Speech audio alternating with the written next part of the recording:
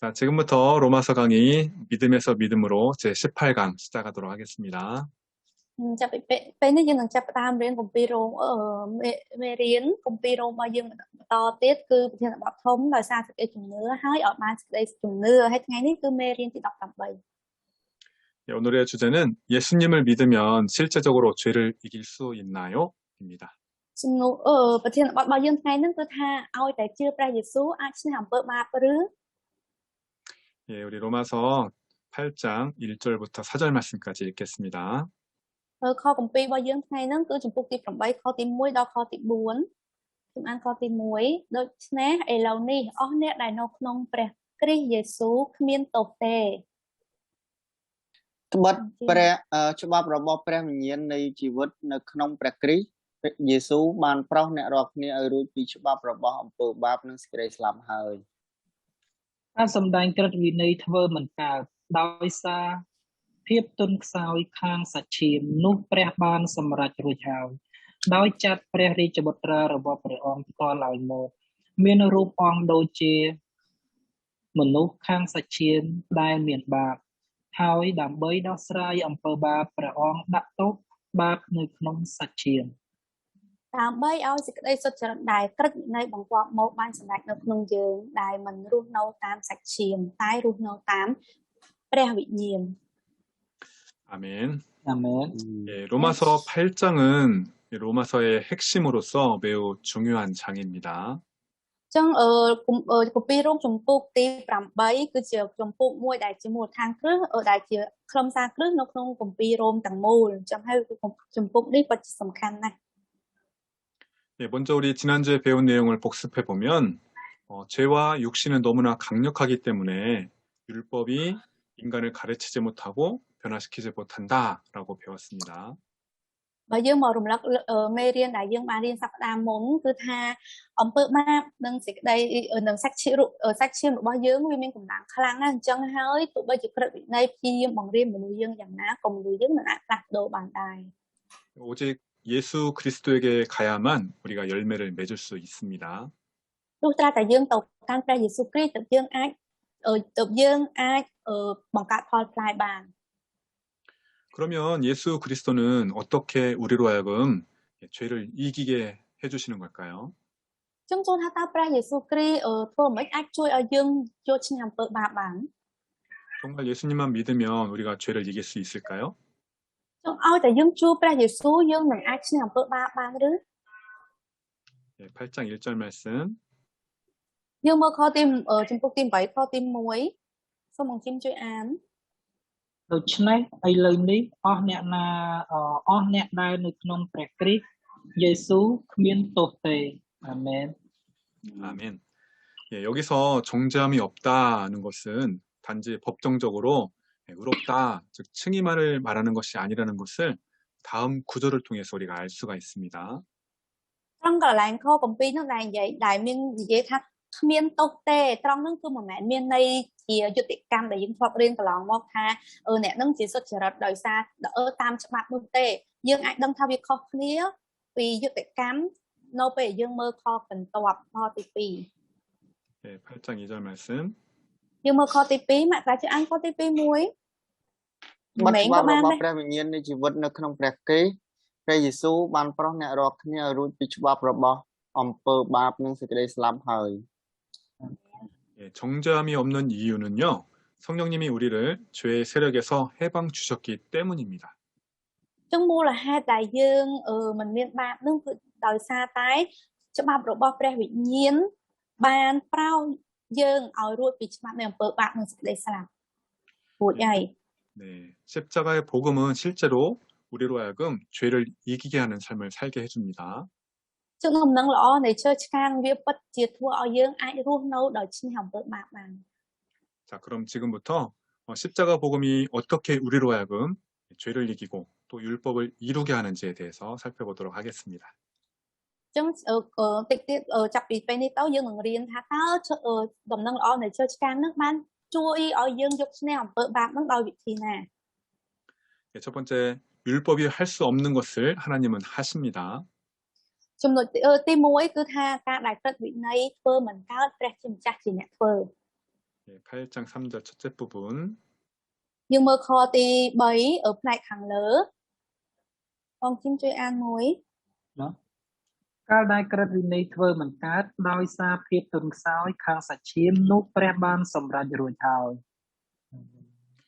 율법이 사람을 가르치지 못하고 변화시키지 못하는 연약한 이유는 우리의 육신, 즉 몸 때문입니다. មូលហេតុដែលក្រឹតវិន័យមិនអាចបង្រៀនមនុស្សបានមិនអាចផ្លាស់ប្ដូរមនុស្សបានគឺដោយសារតែខ្លួនរូបកាយរបស់មនុស្សនឹងទន់ខ្សោយ 원래 율법 자체는 거룩하고 선하고 고상하고는 것이지만 그 율법이 우리를 거룩하게 하거나 또 고상하고 선하게 만들지 못하는 이유는 죄의 노예가 된 우리의 육신 때문이라는 것입니다. គឺដើមឡើយក្រឹតវិន័យគឺបរិសុទ្ធថ្លៃថ្នូរហើយនឹងល្អណាស់ក៏ប៉ុន្តែក្រឹតវិន័យមិនអាចបរៀនមនុស្សយើងឲ្យខ្លាចពីបរិសុទ្ធថ្លៃថ្នូរឬក៏ល្អបានដោយសារអីដោយសារខ្លួនរូបកាយរបស់មនុស្សយើងសាច់ឈាមរបស់មនុស្សយើងនឹងខ្សោយ 율법은 우리가 몸이 죄의 법을 따라가기 때문에 그 육신 때문에 우리를 순종하게 하지 못합니다. ចឹងដោយសារតែយើងនឹងគឺជាយើងជាអ្នកដែលដើរតាមតាប់បង្គាប់សាច់ឈាមរបស់យើងចឹងហើយបានជាអំពើបាបក្រឹតវិន័យមិនអាចជួយយើងបានទេ 이렇게 율법이 하지 못하는 것을 그러나 하나님께서는 하실 수 있습니다. ចឹងកិច្ចការនឹងកិច្ចការផ្លាស់ប្ដូរមនុស្សនឹងក្រឹតវិន័យមិនអាចធ្វើបានទេអញ្ចឹងហើយព្រះជាម្ចាស់ជាអ្នកធ្វើ 마치 어린아이가 하지 못하는 것을 부모님은 할 수 있는 것처럼 하나님께서는 하실 수 있다는 것입니다. វាមានន័យដូចថាដូចកូនក្មេងកិច្ចការខ្លះកូនក្មេងអាចធ្វើបានទេក៏ប៉ុន្តែឪពុកម្ដាយរបស់គាត់អាចធ្វើឲ្យគាត់ជិះដូចគ្នាគឺព្រះជាម្ចាស់ជាអ្នកធ្វើកិច្ចការហ្នឹង 그러면 율법이 하지 못하는 일, 즉 우리의 몸을 순종하게 하지 못하는 일을 하나님은 어떻게 하실 수 있는 것일까요? ចឹងសំណួរសួរថាការដែលក្រឹតវិន័យមិនអាចជួយឲ្យយើងធ្វើបានការដែលក្រឹតវិន័យមិនអាចធ្វើឲ្យរូបកាយរបស់យើងនឹងស្អាតបង្គាប់បានតើព្រះជាម្ចាស់ធ្វើយ៉ាងណាដើម្បីឲ្យរូបកាយយើងអាចស្អាតបង្គាប់បាន 두 번째는 예수님이 죄 있는 육신의 모양으로 죄를 담당하셨기 때문입니다. មធ្យោបាយនោះគឺថាព្រះយេស៊ូវបានរ៉ាប់រងអំពើបាបដោយមានរូបអង្គដូចជាមនុស្សខាងសាច់ឈាមដែលមានបាប 8장 3절 중간 យើងមើលខទី3ចំណុចកណ្ដាលមករាជួយអានចា៎ ដោយចាត់ព្រះរាជបុត្រារបស់ព្រះអង្គផ្ទាល់ឲ្យមកមានរូបអង្គដូចជាមនុស្សខាងសាច់ឈាមដែលមានបាប មែន 여기서 죄 있는 육신의 모양이란 무슨 뜻일까요? ចឹងពាក្យថាមានរូបអង្គដូចជាមនុស្សខាងសាច់ឈាមដែលមានបាបហ្នឹងកន្លែងហ្នឹងមានន័យថាម៉េច 만약 죄가 없으면 우리의 몸이 어떠했을지 알려주는 것이 바로 아담과 하와입니다. ចឹងយើងអាចបើសិនជាមនុស្សយើងអត់មានបាបរូបរាងយើងមានលក្ខណៈដូចតែយើងអាចដឹងបានតាមរយៈអាដាមនិងអ៊ីវ៉ា 최초에 하나님께서 아담과 하와를 창조하셨을 때 그들은 옷은 벗고 있었지만 죄가 없었고 의와 거룩과 또 진리의 옷을 입고 있었습니다. ចឹងពេលដំបូងព្រះជាម្ចាស់បានបង្កើតអាដាមនិងអេវ៉ាហ្នឹងពេលហ្នឹងពួកគាត់មានស្លៀកសម្លៀកបំពាក់អ្វីទាំងអស់ហើយពួកគាត់អត់មានអំពើបាបទេពួកគាត់មានបានស្លៀកសម្លៀកបំពាក់ដែលជាសេចក្តីសុចរិតដែលជាសេចក្តីបរិសុទ្ធនិងសេចក្តីពិត 아담과 하와는 하나님과 동산에서 교제하며 그리고 모든 피조물을 다스리는 그런 만물의 영장이었습니다. ចឹងអាដាមនិងអេវ៉ាគាត់គឺជាប្រធាននៃអ្វីៗគ្រប់យ៉ាងទាំងអស់ដែលព្រះជាម្ចាស់បានបង្កើតចឹងពួកគាត់បានរស់នៅក្នុងសួនអេដែនបានប្រកបទៅជាមួយព្រះជាម្ចាស់ហើយនឹងគ្រប់គ្រងអ្វីៗទាំងអស់ដែលព្រះជាម្ចាស់បានបង្កើត 예수님도 원래는 아담과 하와처럼 완전하고 영광스러운 모습으로 이 땅에 오실 수 있었습니다. ចឹងដើមឡើយព្រះយេស៊ូវក៏អាចមកកាន់លោកីយ៍នេះដោយមានលក្ខណៈដូចអាដាមនិងអេវ៉ាពីដំបូងចឹងគឺអត់មានអំពើបាបអីទាំងអស់ 하지만 예수님은 죄에 속한 육신의 모습으로 인간의 모습으로 이 땅에 오셨죠. ក៏ប៉ុន្តែព្រះយេស៊ូវមិនបានមកដោយរូបរាងដែលគ្មានបាបនោះឡើយក៏ប៉ុន្តែព្រះអង្គមកក្នុងរូបអង្គដែលជាសាច់ឈាមហើយមានបាប 이것은 주님이 우리와 똑같은 육신의 모습으로 오셨음을 의미하는 것입니다. នេះវាបង្ហាញថាព្រះអង្គបានមកលោកីយ៍នេះដោយមានរូបកាយដូចយើងអញ្ចឹងគឺរូបកាយដែលមានអំពើបាប 예수님이 죄는 없으셨지만 우리와 같은 육체의 모습으로 오셨다는 것입니다. ចឹងដើមឡើយព្រះយេស៊ូវគ្មានអំពើបាបទេក៏ប៉ុន្តែទ្រង់បានពាក់សាច់ឈាមពាក់រូបកាយដែលមានបាបចុះមកកាន់លោកីយ៍នេះ 예수님은 죄가 없지만 바로 우리 죄 있는 육신의 모양으로 이 땅에 오셔서 죄인들을 대신해서 십자가에서 죽으셨죠. ចឹងព្រះអង្គអត់មានអំពើបាបអីទាំងអស់ក៏ប៉ុន្តែព្រះអង្គបានពាក់រូបកាយ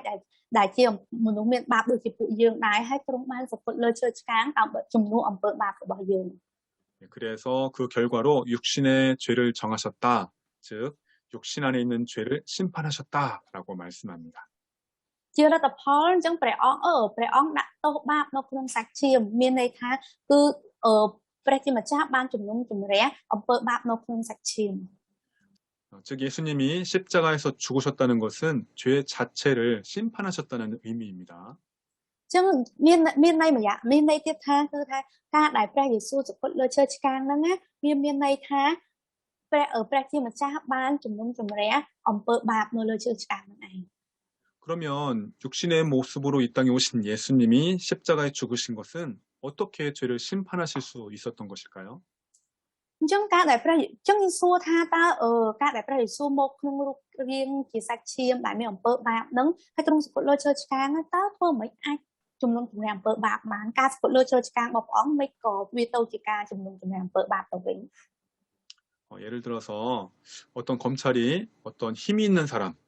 사람의 오른팔과 같은 비서실장을 추적해서 그 사람을 감옥에 집어넣었습니다. យើងឧទាហរណ៍ថាមានប៉ូលីសម្នាក់ហ្នឹងណាគាត់ព្យាយាមតាមដានអ្នកធំម្នាក់ហើយគាត់ព្យាយាមចាប់អ្នកលេខាតែជាដៃស្ដាំរបស់អ្នកធំហ្នឹងយកដាក់គុក 그러면 검찰은 결국 누구를 잡기를 원합니까? អញ្ចឹងការដែលគាត់ចាប់ដៃស្ដាំរបស់អ្នកមេធំម្នាក់ហ្នឹងលោកធំម្នាក់ហ្នឹងអញ្ចឹងតើគាត់គោលបំណងចុងក្រោយរបស់គាត់ចង់ចាប់អ្នកណាគាត់ប្រកាស 이 비서실장을 조종한 그 권력자 그 사람에게를 잡고자 하는 것이죠. អញ្ចឹងគាត់ចាប់លេខាហ្នឹងមែនក៏ប៉ុន្តែតាមការពិតគោលបំណងរបស់គាត់គឺគាត់ចង់ចាប់លោកធំដែលជាមេផងលេខាហ្នឹង 우리 육신은 예수님을 믿기 전에 평생 죄의 비서실장과 같았습니다. អញ្ចឹងមុនពេលដែលយើងជឿព្រះយេស៊ូវរូបកាយរបស់យើងសាច់ឈាមរបស់យើងគឺដូចជាដៃស្ដាំផងអំពើបាបអញ្ចឹងគឺយកបំរើឲ្យអំពើបាប 그런데 예수님이 육신의 모양으로 십자가에서 죽으심으로 육신의 상관인 죄를 심판하신 것입니다. ក៏ប៉ុន្តែដោយសារតែព្រះយេស៊ូវបានសពុតលើឈើឆ្កាងដោយពាក់រូបកាយជាសាច់ឈាមអញ្ចឹងហើយបានអំពើបាបហ្នឹងត្រូវបានកាត់ទោស 예수님의 십자가에서의 죽음은 죄에 대한 심판이었던 것입니다. អញ្ចឹងហើយយើងនិយាយម្ដងទៀតមកថាការសពុតលើឈើឆ្កាងរបស់ព្រះយេស៊ូវគឺជាការជំនុំជម្រះអំពើបាប 그래서 예수님의 십자가에서 죽으심으로 말미암아 우리 육신 안에 있는 죄가 심판을 받은 것입니다. អញ្ចឹងហើយការដោយសារតែទ្រង់បានសពុតលើឈើឆ្កាងហើយបានជំនុំជម្រះអំពើបាបអញ្ចឹងអំពើបាបដែលនៅក្នុងខ្លួនយើងហ្នឹងក៏ត្រូវបានព្រះអង្គជំនុំជម្រះហើយដែរ 즉 우리가 예수님을 믿는 그 순간 우리 안에 있는 그 죄는 합법적으로 그 힘을 잃게 된 것입니다. អញ្ចឹងនៅពេលដែលវិនិច្ឆ័យដែលយើងជឿព្រះយេស៊ូវមានថាអំពើបាបដែលនៅក្នុងខ្លួនយើងហ្នឹងពេលហ្នឹងវាឡើងមានអំណាចខាងផ្លូវច្បាប់ដើម្បីមកគ្រប់គ្រងយើងទៀតហើយ 예를 들어서 1945년에 일본의 히로시마에 원자폭탄이 터졌습니다. យើងឧទាហរណ៍រឿងជាក់ស្ដែងមួយនៅក្នុងឆ្នាំ1949នៅប្រទេសជប៉ុនគឺមានផ្ទុះបាបែកនុយក្លេអ៊ែរ 그때 한국은 일본의 식민지였어요. នៅក្នុងសម័យហ្នឹងជនជាតិប្រទេសកូរ៉េស្ថិតនៅក្រោមអាណានិគមរបស់ប្រទេសជប៉ុន 그런데 일본이 이제 항복하는 순간 대한민국은 일본의 그러한 지배에서 벗어나게 된 것입니다. ក៏ប៉ុន្តែនៅក្នុងពេលដែលប្រទេសនុយក្លេអ៊ែរផ្ទុះនៅប្រទេសជប៉ុនហើយជប៉ុនបានប្រកាសថាចាញ់សង្គ្រាមហើយនៅពេលវិនាទីនោះឯងគឺជាវិនាទីដែលប្រទេសកូរ៉េបានរួចអាណានិគមពីប្រទេសជប៉ុន 일본이 항복하는 순간 대한민국은 더 이상 일본의 식민지가 아닌 것처럼 ចឹងនៅពេលដែលប្រទេសជប៉ុនហ្នឹងចាញ់សង្គ្រាមភ្លាមប្រទេសកូរ៉េក៏រួចអាណានិគមភ្លាមដែរ 죄가 심판을 받는 순간 우리의 몸은 더 이상 죄의 지배를 받지 않게 된 것입니다.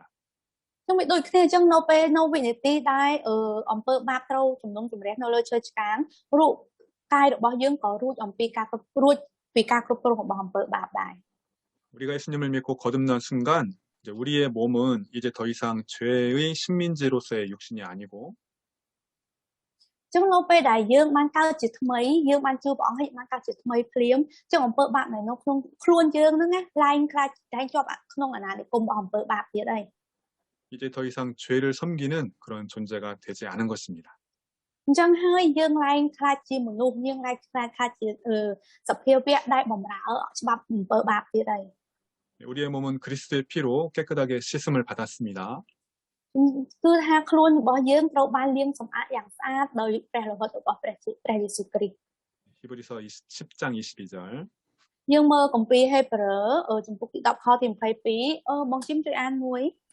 នោះត្រូវឲ្យយើងចូលទៅចិត្តដោយចិត្តទៀងត្រង់ចេញដោយជំនឿព្រមទាំងមានចិត្តបរិសុទ្ធព្រោះញែកជាស្អាតពី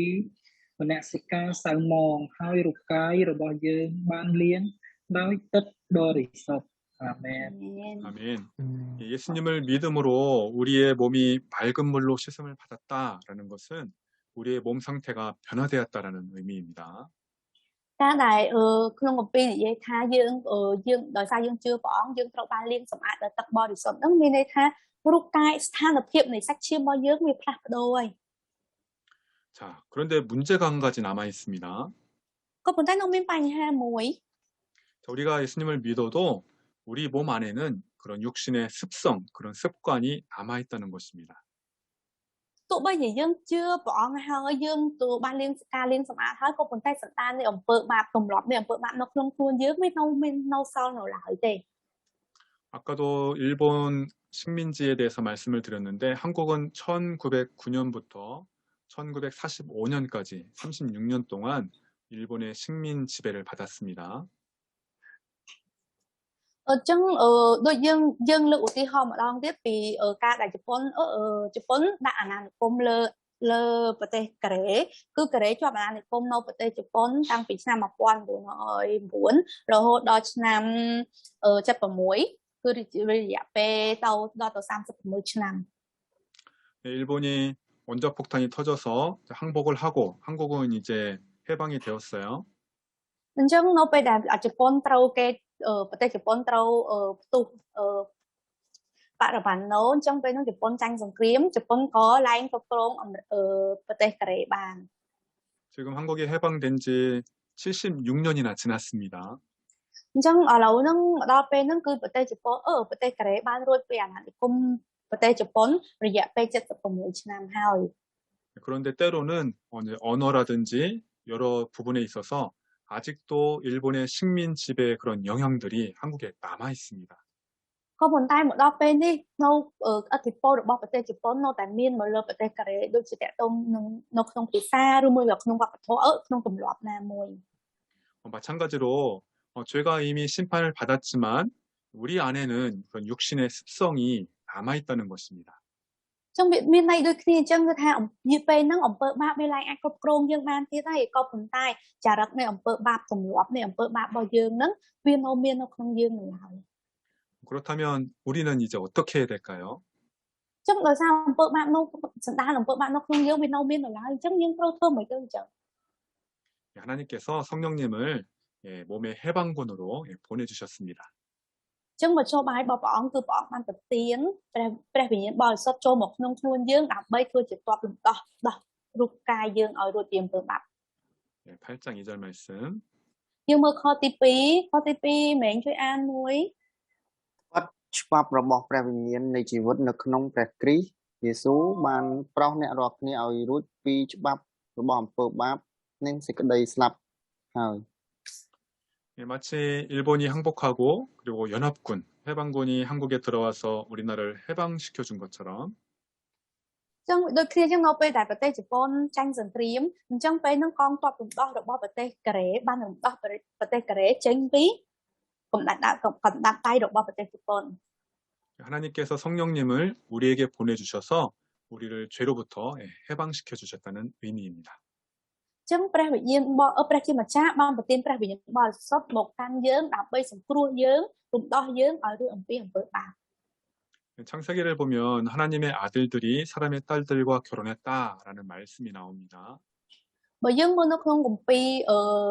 lục mát nó không nó miên trai tha côn pro rồi bao pre chi mà cha ban tổ điệp ca chi môi nâng côn sray được bằng nụ.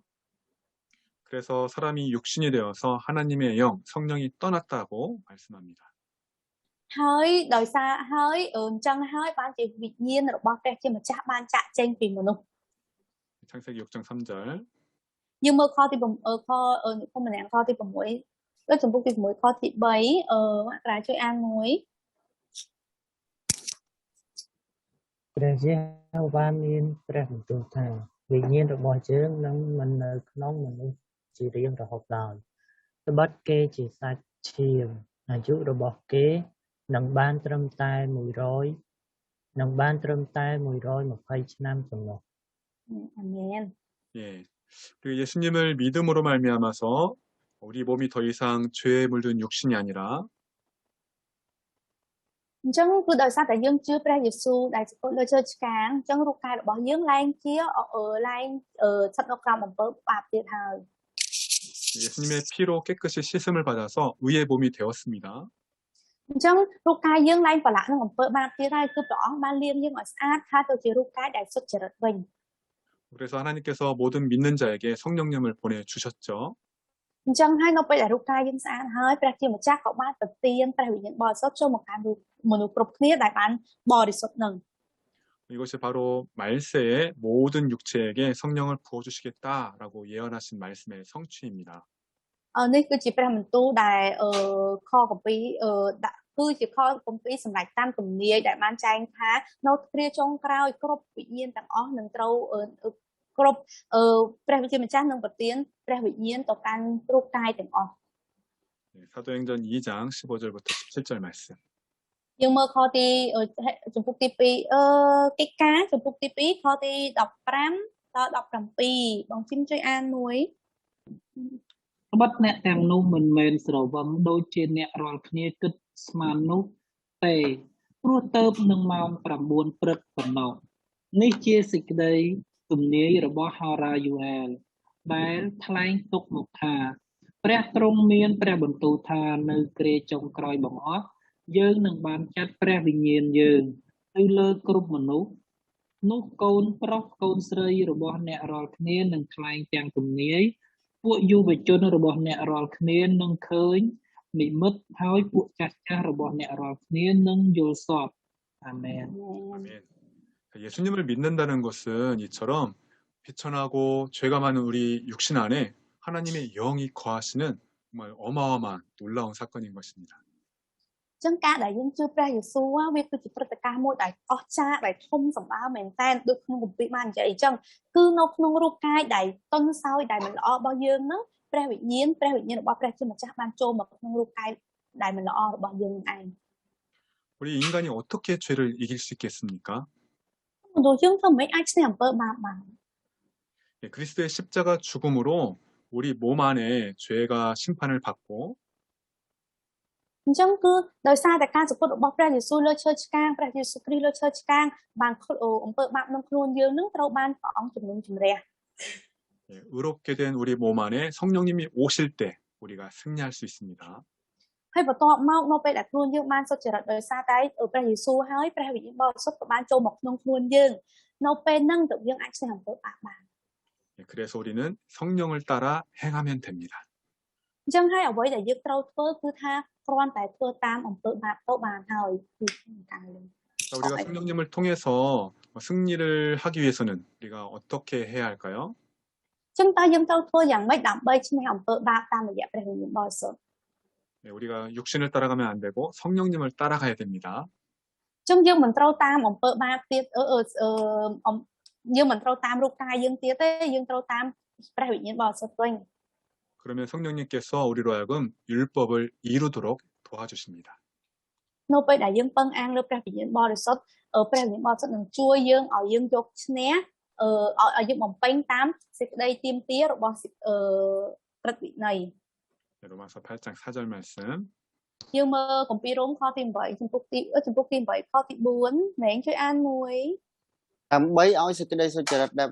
ដែលក្រឹតវិន័យបង្គាប់មកបានសម្រេចនៅក្នុងយើងដែលមិនរស់នៅតាមសាច់ឈាមតែរស់នៅតាមព្រះវិញ្ញាណ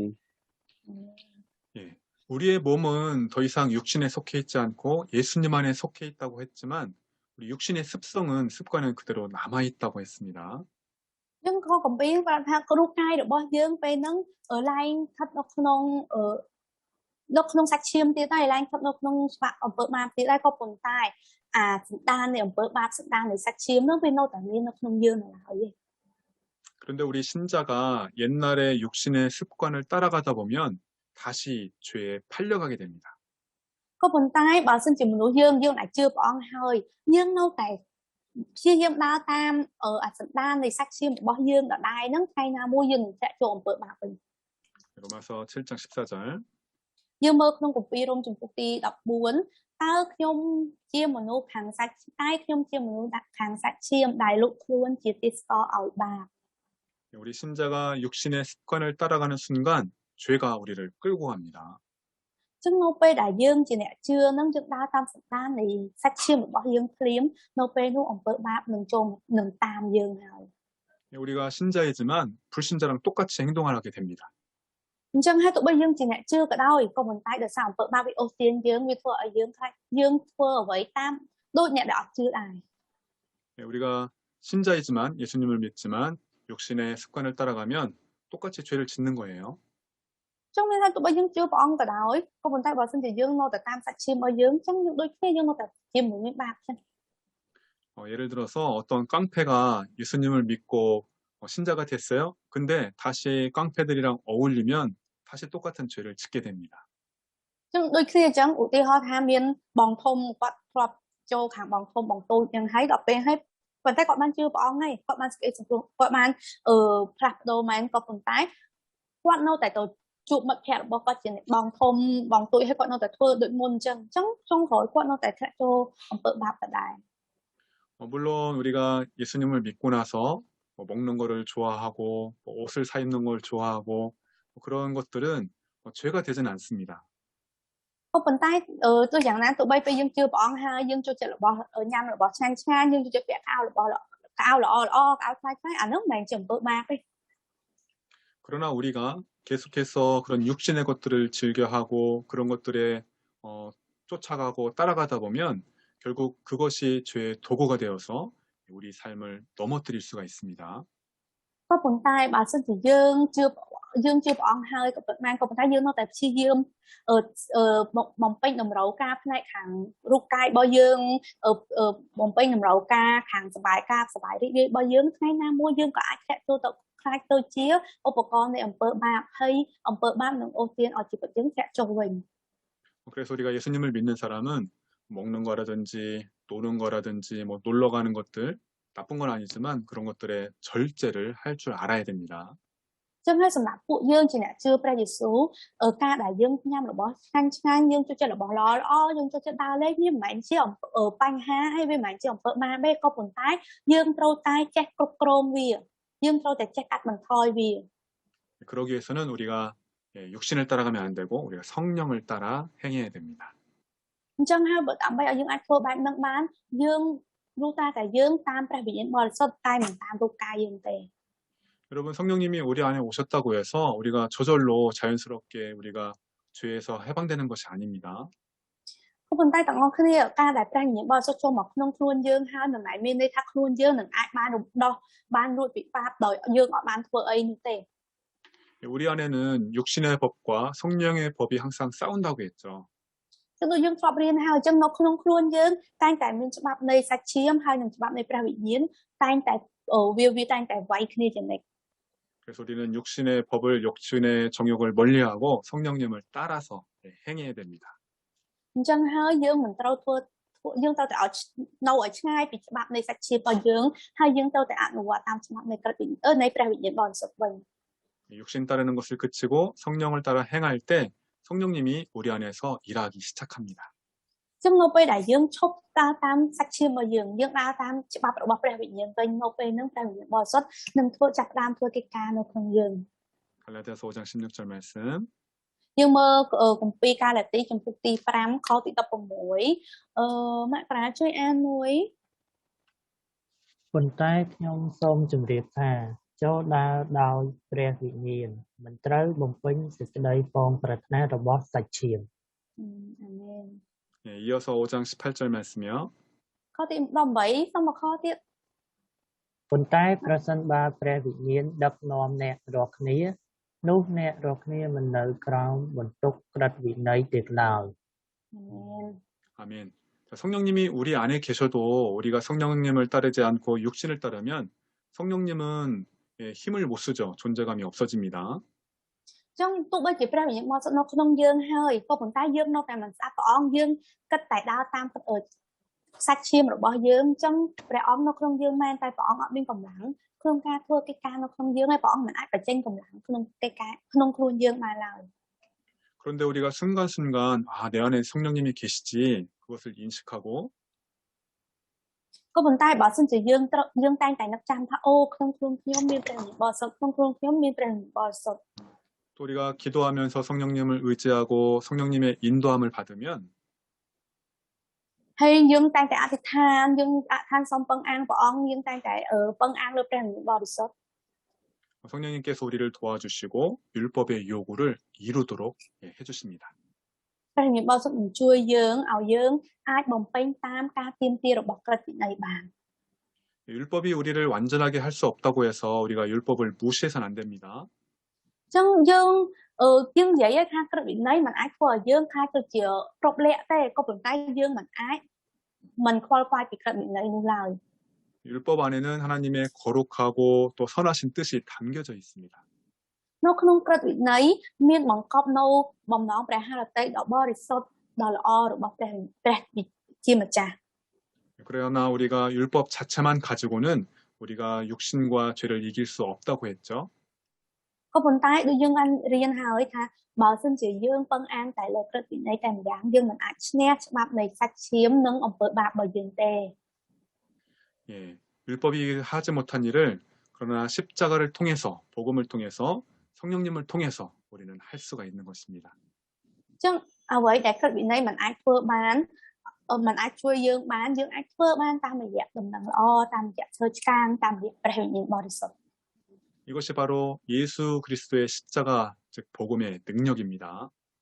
នេះឯងគឺជាកម្លាំងគឺជាអតិពលនៃដំណឹងល្អនៃឈើឆ្កាងរបស់ព្រះយេស៊ូវគ្រីស្ទ 자, 오늘 배운 내용을 복습해 보겠습니다. ចឹងយើងនឹងសរុបសេចក្តីអំពីអត្ថន័យដែលយើងបានរៀនមិញហ្នឹងឡើងវិញម្ដងទៀត 자, 그리스도의 십자가로 말미암아서 우리 안에 있는 죄가 심판을 받았습니다. អញ្ចឹងដោយសារតែឈើឆ្កាងរបស់ព្រះយេស៊ូវគ្រីស្ទអំពើបាបដែលនៅក្នុងខ្លួនយើងណាត្រូវបានព្រះអង្គជំនុំជម្រះហើយ 그렇기 때문에 우리의 몸은 더 이상 육신에 속해 있지 않습니다. អញ្ចឹងហើយដោយសារតែអញ្ចឹងហើយរូបខ្លួនប្រាណរបស់យើងហ្នឹងវាឡើងស្ថិតនៅក្នុងសាច់ឈាមទៀតហើយ 저와 여러분의 몸은 그리스도의 피로 깨끗이 씻음을 받아서 성령님이 거하시는 거룩한 몸이 되었습니다. អញ្ចឹងរូបកាយរបស់យើងហ្នឹងណាគឺត្រូវបានព្រះអង្គលាងសម្អាតឲ្យដាក់បានជាបរិសុទ្ធហើយព្រះវិញ្ញាណបរិសុទ្ធគង់នៅក្នុងរូបកាយរបស់យើងហ្នឹងឯង 두 번째는 우리가 육신의 습관을 따라갈 것이 아니라 날마다 성령님을 따라가야 합니다. អញ្ចឹងបន្ទាប់មកគឺយើងមិនត្រូវដើរតាមសន្តាននៃសាច់ឈាមទៀតទេតែយើងត្រូវតែពឹងអានលើព្រះវិញ្ញាណបរិសុទ្ធឲ្យដើរតាមព្រះអង្គវិញ 그럴 때 우리는 하나님께서 요구하시는 그런 거룩한 삶, 율법의 요구를 이룰 수가 있습니다. អញ្ចឹងលោកតាយើងធ្វើបែបហ្នឹងទើបយើងអាចបំពេញតាមតម្រូវការតាមការទាមទាររបស់ព្រះវិញ្ញាណរបស់ក្រឹតវិន័យបាន 저와 여러분이 예수님을 믿을 때 이런 영적인 놀라운 사건이 일어난 것입니다. អញ្ចឹងទាំងខ្ញុំទាំងអស់គ្នានៅពេលដែលយើងជឿព្រះយេស៊ូវគឺនៅក្នុងយើងខាងព្រលឹងវិញ្ញាណរបស់យើងមានរឿងដ៏អស្ចារ្យកើតឡើងបែបហ្នឹងឯង 이 사실을 깨닫고 저 여러분이 매일매일 성령님을 통해서 승리의 삶을 사시기를 예수님의 이름으로 축복합니다. អញ្ចឹងខ្ញុំសូមជូនពរទាំងអស់គ្នាសូមឲ្យពួកយើងតែតែនឹកចាំនឹករលឹកអំពីចំណុចនេះហើយសូមឲ្យពួកយើងតែតែពឹងអានព្រះវិញ្ញាណបរិសុទ្ធជារៀងរាល់ថ្ងៃដើម្បីឲ្យពួកយើងរស់ក្នុងជីវិតដែលមានជ័យជំនះជារៀងរាល់ថ្ងៃ 아멘. 아멘. 기도하겠습니다. យើងនឹងអធិដ្ឋាន 예수 그리스도의 십자가로 죄를 심판하시고 우리를 죄로부터 자유롭게 해주시니 참으로 감사합니다. អរព្រគុណព្រះជាម្ចាស់ដែលទ្រង់បានជួយឲ្យពួកយើងរួចពីអំពើបាបបានសេរីភាពពីអំពើបាបដោយព្រះអង្គបានដាក់ទោសអំពើបាបនៅលើឈើឆ្កាងរបស់ព្រះយេស៊ូវគ្រីស្ទ 또한 우리 가운데 성령을 부어주셔서 죄를 이길 수 있는 능력을 주셔서 감사합니다. ហើយក៏អរគុណទ្រង់ដែលទ្រង់បានចាក់ព្រះវិញ្ញាណបរិសុទ្ធមកកាន់ពួកយើងហើយឲ្យពួកយើងមានកម្លាំងយកឈ្នះអំពើបាបបាន 우리가 예수님을 믿음으로 의롭게 되었고 ពួកយើងបានសុចរិតដោយសារក្តីជំនឿលើព្រះយេស៊ូវ 또 죄 씻음을 받고 성령님이 우리 안에 계시는데 ហើយពួកយើងបានត្រូវបានលាងសម្អាតពីបាបហើយពួកយើងព្រះវិញ្ញាណបរិសុទ្ធបានគង់នៅក្នុងពួកយើង 우리가 날마다 성령님을 의지하며 성령으로 충만하게 하여 주옵소서. ហើយនេះសូមទ្រង់បានជួយឲ្យពួកយើងតែងតែពឹងអាងលើព្រះវិញ្ញាណបរិសុទ្ធជារៀងរាល់ថ្ងៃហើយឲ្យពួកយើងតែងតែបរិបូរណ៍ដោយព្រះវិញ្ញាណ 우리로 하여금 성령의 열매를 맺으며 율법의 요구를 이루어가는 삶을 살게 하옵소서. សូមទ្រង់បានជួយឲ្យពួកយើងថាជាមនុស្សដែលពឹងអាងលើព្រះវិញ្ញាណបរិសុទ្ធហើយអាចបំពេញតាមការទាមទាររបស់ក្រឹតវិន័យរបស់ក្រឹតវិន័យ 성령님, 시험과 유혹이 다가올 때 우리에게 이길 수 있는 힘을 주시옵소서. ព្រះវិញ្ញាណបរិសុទ្ធសូមព្រះអង្គបានជួយឲ្យពួកយើងឈ្នះរាល់ការលបងរាល់ការប្រឡងទាំងការលបងលោទាំងឡាយ 하나님 영적 전쟁에서 이기게 하여 주시고 ព្រះវិញ្ញាណព្រះជាម្ចាស់សូមជួយឲ្យពួកយើងបានឈ្នះនៅក្នុងសង្គ្រាមខាងបល្ល័ង្កវិញ្ញាណ 또한 우리를 코로나19로부터 보호하여 주시고 សូមទ្រង់បានការពារពួកយើងពីជំងឺកូវីដ 특별히 우리 찬 꿈에는 폐렴으로부터 완전히 치료하여 주시옵소서. ហើយជាពិសេសសូមទ្រង់បានព្យាបាលគោមែនឲ្យរួចពីជំងឺរលាកសួតផងដែរ 감사드리며 예수님의 이름으로 기도합니다. អរគុណព្រះអង្គក៏អធិដ្ឋានក្នុងព្រះនាមព្រះអង្គម្ចាស់ព្រះយេស៊ូវគ្រីស្ទអាមែន